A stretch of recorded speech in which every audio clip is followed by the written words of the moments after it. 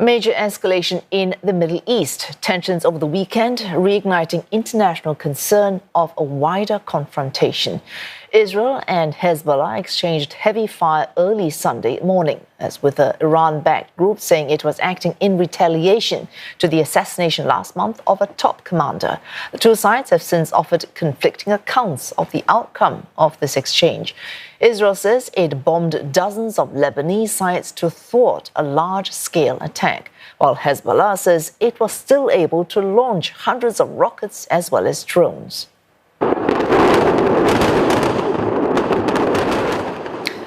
Both sides say they only targeted military facilities. Both say the worst of the attacks is over, at least for now. But both are leaving the door open for more strikes if necessary. Elsewhere, Israeli operations continue in the Gaza Strip after another round of high-level peace talks in Cairo ended yesterday without a final agreement. Discussions are set to continue at lower levels in the coming days in an effort to bridge remaining gaps. And for more, we're joined by Sarah Coates, reporting live just there from Tel Aviv, and Nick Harper standing by in Washington, D.C. Sarah, let's get to you first. Tensions between Israel and Hezbollah, well, they seem to have calmed down, at least for now. But eyes now on Iran, because Hezbollah is known as an Iran-backed group. How has Tehran responded to events over the weekend? Hello there, Wei-Su. I'll bring you an update. Just over the last 45 minutes or so, red alert sirens have been ringing out once again in Israel's north. We're still yet to receive an update from the military as to what actually caused these sirens to be activated. But also Lebanese media is reporting that there has been an alleged Israeli drone strike in southern Lebanon on the coastline there, reportedly targeting a senior Hamas commander based in Lebanon, with 3 others injured. Still no response from Israel, but there are many pictures circulating on social media showing a car on fire that has since been dragged away. And we do understand that this senior Hamas leader actually escaped unscathed and is potentially hiding out nearby. Now, in terms of what we've been hearing from the Iranians, they've been saying that Israel has lost its deterrence power. This is according to Iran's foreign ministry, also adding that these Sunday attacks between Israel and Hezbollah, that the attacks that Hezbollah launched on Israel caught Israel off guard. Now, we do need to remember here that Iran has been very firm in saying that it will respond to the assassination of Ismail Haniyeh. He was the head of Hamas's Politburo, assassinated in Tehran earlier this month, widely blamed on Israel, with the Iranian Foreign Ministry saying there that Tehran's response to Israel will be definite, calculated and accurate. So certainly still a lot of tension here in the region, and really many are saying that all that can bring the tension down right now is a ceasefire in Gaza. Oh, but we could equally argue that ceasefire is unlikely to happen given the tensions that are taking place. And you just mentioned a red alert again in Israel's north and possibly more attacks to come. How can ceasefire talks, continuing now at low level, how can they reach any degree of success?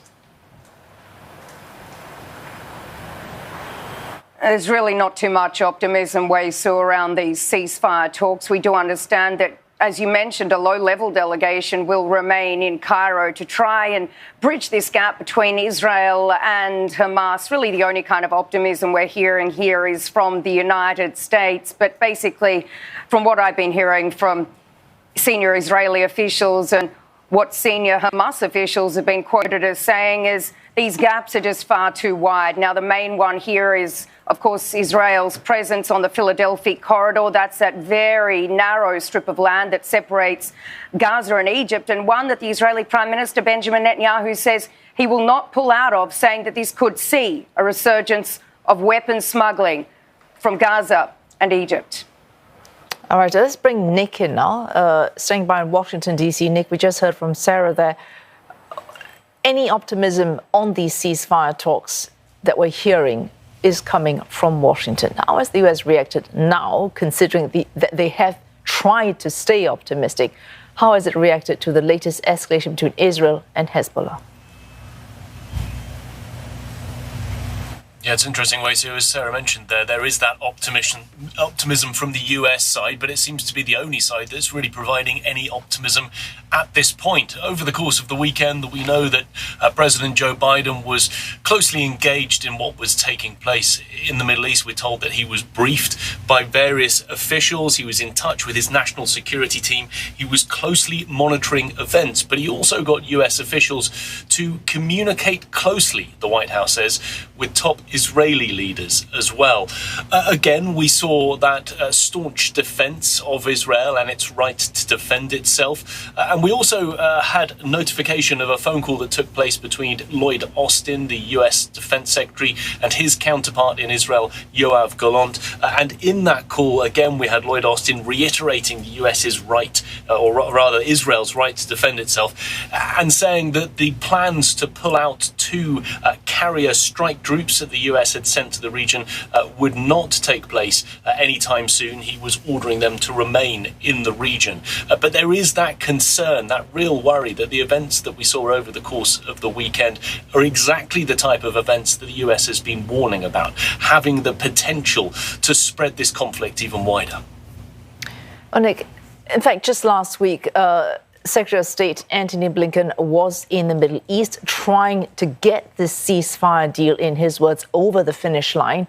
And he said at that point that he had a bridging proposal that one assumes could get Israel and Hamas to bridge their very large divide. At this point, how do you see them getting Israel and Hamas to reach any kind of compromise, to reach a ceasefire deal as well as an exchange of hostages? Well, I think it's a tremendous struggle. We're hearing from the US each time there is some sort of visit, whether it's from Antony Blinken or other officials, whether there's any movement in the talks. Everyone here in the United States, in Washington, saying this is very much the last effort, the last push, trying to do what they can to get it over the finish line, but they just haven't yet achieved it. And this optimism that is being shown from the United States might be, it would appear, somewhat unfounded. We know that over the weekend, the National Security Advisor, Jake Sullivan, was in contact with the mediating teams. He said that Washington was working feverishly. But as we heard from Sarah, there are those sticking points that still remain. The Philadelphia corridor that's along the southern edge of Gaza, that borders with Egypt. Israel doesn't want to remove its troops from there. Hamas says it absolutely has to. And the problem is that with those sticking points remaining, even with the US sending teams, even with the mediators there in place, the pushes that they are trying to push forward are just not quite achieving what they need them to achieve, getting both sides to agree. Those sticking points really remaining rather sticky and at this stage seeming somewhat unsolvable. Thanks, Sarah Coates reporting live from Tel Aviv, and Nick Harper from Washington, D.C. Thank you.